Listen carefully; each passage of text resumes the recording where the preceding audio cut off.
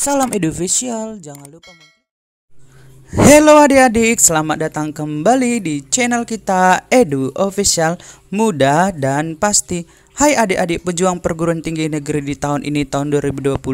Apa kabar kalian semua? Semoga kalian baik-baik saja.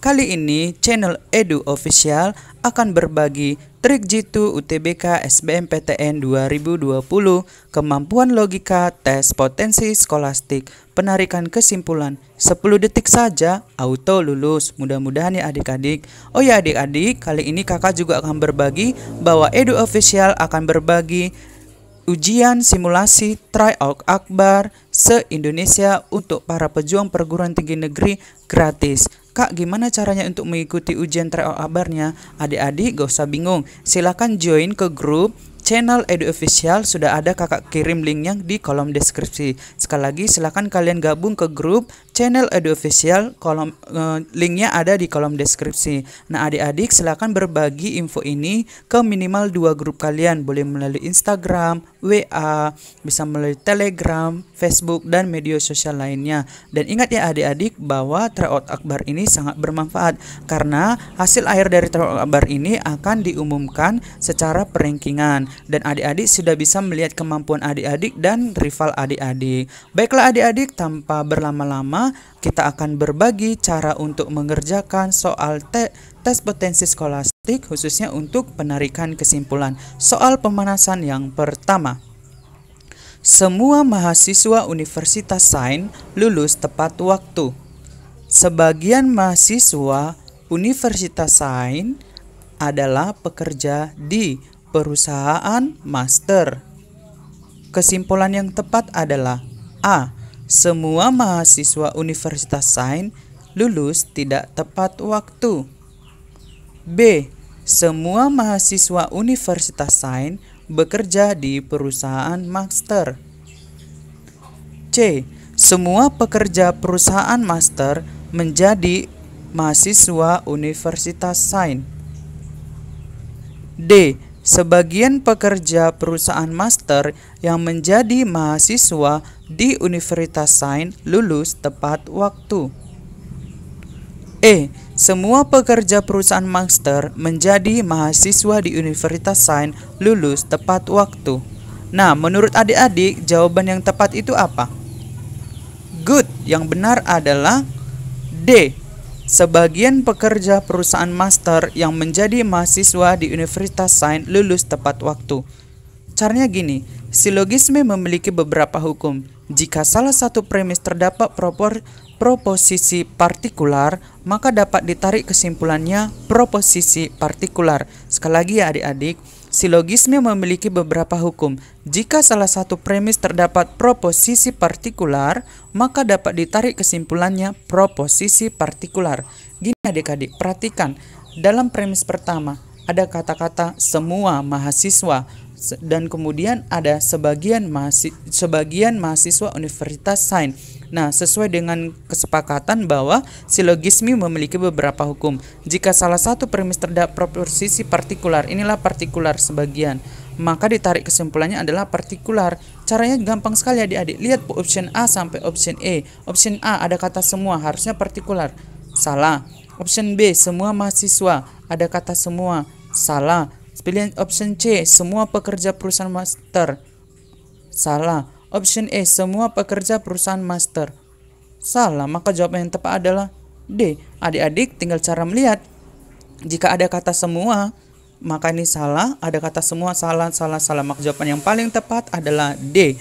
Karena jika ada premis terdapat proposisi partikular, maka dapat ditarik kesimpulannya adalah proposisi partikular. Jika ada option A sampai option E yang ada pilihannya semua, otomatis jawaban tersebut adalah salah. Mudah bukan? Itu masih soal pemanasan. Next, kita kerjakan soal berikutnya, soal nomor 2. Oh ya, kakak bagi tips utama untuk mengerjakan penarikan kesimpulan. Pertama, untuk menjawab, pilihlah opsi yang paling tepat. Jangan menyimpulkan yang tidak disebutkan kecuali ada keterangan lain. Sekali lagi, untuk menjawab, pilihlah opsi yang paling tepat. Jangan menyimpulkan yang tidak disebutkan kecuali ada keterangan lain. Yang kedua, setiap premis yang dinyatakan adalah benar, jangan pernah dibantah. Atau tidak perlu kita menilai pernyataan benar atau salah dalam kehidupan sehari-hari. Maksudnya, dalam premis tersebut jangan adik-adik sangkut pautkan dengan kehidupan kita sehari-hari. Karena setiap premis yang dinyatakan adalah benar, jangan pernah dibantah. Oke adik-adik, itu adalah tips utama. Nah, jika P maka Q, kemudian premis kedua P, maka kesimpulannya adalah Q. Yang kedua, jika P maka Q, kemudian premis kedua adalah negasi Q, maka kesimpulannya adalah negasi P. Yang ketiga, jika P maka Q, kemudian premis kedua Q maka R, kesimpulannya adalah P jika P maka R. Caranya gini adik-adik.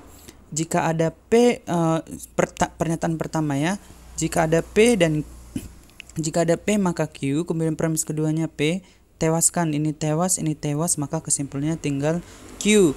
Yang kedua, jika P maka Q, kemudian premis kedua ada negasi Q, tewas Q, maka ini tinggal negasi P.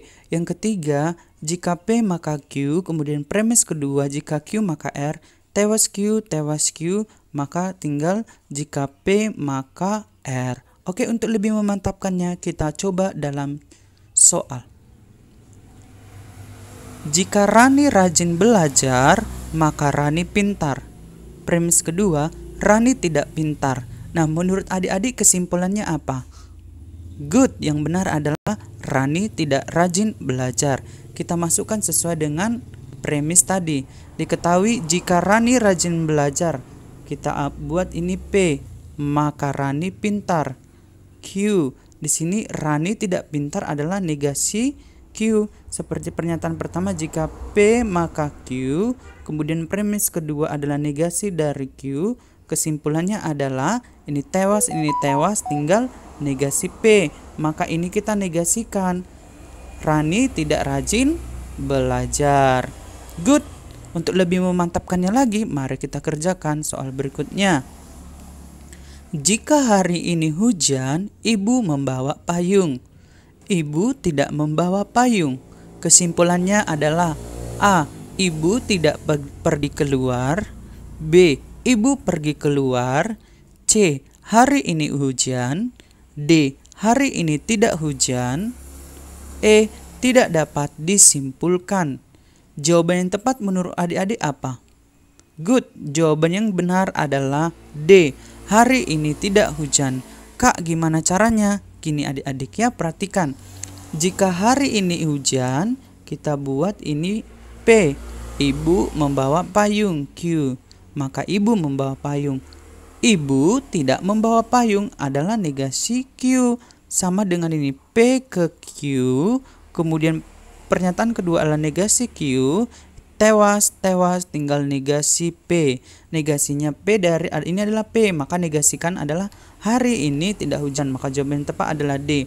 Nah, sesuai dengan tips utama yang kakak bilang tadi, jangan menyimpulkan itu sesuai dengan kehidupan kita sehari-hari, karena ini adalah setiap premis dinyatakan adalah benar. Kemudian ini perhatikan, jangan menambah-nambahkan sesuatu yang tidak sesuai dengan premis atau keterangannya itu di luar dari premis. Contoh, tidak ada di sini pernyataan pergi keluar. Ini kemudian tidak ada pernyataan keluar, kata-kata keluar atau pergi keluar, maka ini otomatis tidak sesuai adik-adik. Nah, itu ya maksud tadi tips. Oke, soal berikutnya. Jika hari ini hujan, maka tanah basah. Jika tanah basah, maka Andi malas keluar. Nah, menurut adik-adik kesimpulannya apa? Kesimpulannya adalah jika hari ini hujan, maka Andi malas keluar rumah. Kak, gimana cara mengerjakannya? Perhatikan ya adik-adik. Jika hari ini hujan, kita buat ini adalah P, maka tanah basah ini adalah Q. Kemudian jika tanah basah, ada kata-kata tanah basah, frasanya kan Dek, maka ini adalah Q. Kemudian maka Andi malas keluar. Tidak ada hubungan antara kata-kata P dan Q. Karena ini tadi ada tanah basah, maka ini Q. Yang pernyataan selanjutnya, Andi malas keluar tidak ada hubungan dengan P dan Q, maka ini kita buat R. Nah, rumusnya seperti tadi, jika P maka Q, kemudian premis keduanya jika Q maka R. Gimana kesimpulannya kakak? Tinggal tewaskan jika sama ruasnya, berbeda ruas dan sama-sama dia tapi beda ruas. Tewas Q, tewas Q, maka kesimpulannya tinggal P dan R. P-nya apa? Jika hari ini hujan, maka Andi malas keluar. Mudah kan adik-adik? Oke, untuk lebih memahaminya kita kerjakan soal berikutnya ya adik-adik. Next. Jika tanaman bunga diberi pupuk, maka tanaman bunga menjadi subur. Next, jika tanaman bunga menjadi subur, maka hasil panen meningkat. Kesimpulannya apa? Pilihan A. Jika tanaman bunga subur, maka pupuk banyak habis. B. Jika tanaman bunga subur, maka hasil panen menurun. C. Jika tanaman bunga diberi pupuk, maka hasil panen menurun. D. Jika tanaman bunga diberi pupuk, maka hasil panen meningkat. E. Jika tanaman bunga diberi pupuk, maka tanaman tidak subur. Menurut adik-adik, jawaban yang tepat itu apa? Good. Jawaban yang benar adalah D. Jika tanaman bunga diberi pupuk, maka hasil panen meningkat. Kak, caranya gimana? Seperti yang kakak jelaskan tadi adik-adik, tinggal dibuat. Ini adalah premis. Jika tanaman bunga diberi pupuk, kita buat ini adalah P. Kemudian maka tanaman bunga menjadi subur, kita buat ini menjadi Q. Jika tanaman bunga menjadi subur, tadi kan ini Q. Maka hasil panen meningkat. Tidak ada hubungannya dengan P dan Q, maka ini adalah R. Kesimpulan seperti yang dibuat tadi, P ke Q, kemudian Q ke R. Tewas Q, tewas Q, kesimpulannya tinggal P ke Q. Apa yang P ini? Jika tanaman bunga diberi pupuk, maka hasil panen meningkat. Terdapat di option D. Jika tanaman bunga diberi pupuk, maka hasil panen meningkat. Good. Soal berikutnya, soal next. Semua mahasiswa Universitas Sains lulus tepat waktu. Sebagian mahasiswa Universitas Sains adalah pekerja di perusahaan master. Ini soal yang tadi adik-adik. Semua siswa Universitas Sains lulus tidak tepat waktu. Semua mahasiswa Universitas Sains bekerja di perusahaan master. C. Semua pekerja perusahaan master menjadi mahasiswa Universitas Sains. D. Sebagian pekerja perusahaan master yang menjadi mahasiswa di Universitas Sains lulus tepat waktu. E. Semua pekerja perusahaan master menjadi mahasiswa di Universitas Sains lulus tepat waktu. Jawaban yang tepat adalah good, D. Caranya tadi, jika ada kata semua dan sebagian, maka kesimpulannya adalah partikular. Sebagian, semua tewas, semua tewas, tewas, tewas. Jawaban yang tepat adalah D, sebagian. Next, soal berikutnya.